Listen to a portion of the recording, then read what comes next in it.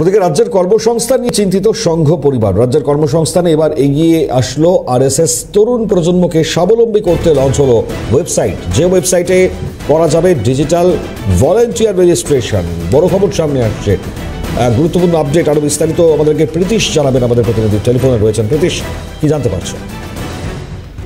সংঘ পরিবারের তরফ থেকে ভারতব্যাপী স্বাবলম্বী যে ভারত অভিযান, অর্থাৎ SBA যার নাম দেওয়া হয়েছে, আমি আরো একবার বলবো ভারতব্যাপী স্বাবলম্বী ভারত অভিযান।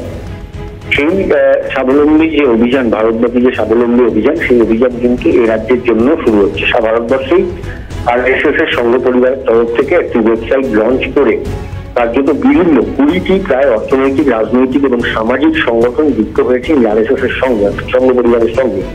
এই সমস্ত যে প্রাইভেট, বেসরকারি যে সমস্ত এবং সরকারি যে সমস্ত সংগঠনগুলো রয়েছে, সেই সমস্ত বেসরকারি এবং সরকারি সংগঠনগুলোর সাথে যে সমস্ত কোম্পানি রয়েছে, সেই সমস্ত কোম্পানিগুলোর সঙ্গে এবার ওয়েবসাইটের মাধ্যমে সাধারণ যুবক যুবতীরা অ্যাপ্লাই করতে পারবেন এবং চাকরির জন্য যে ট্রেনিং থেকে শুরু করে সমস্ত রকমের যে কোর্স, সেই সমস্ত কোর্স করে তারা চাকরিতে বহাল হতে পারবেন বা চাকরিতে তারা অংশগ্রহণ করতে পারবেন।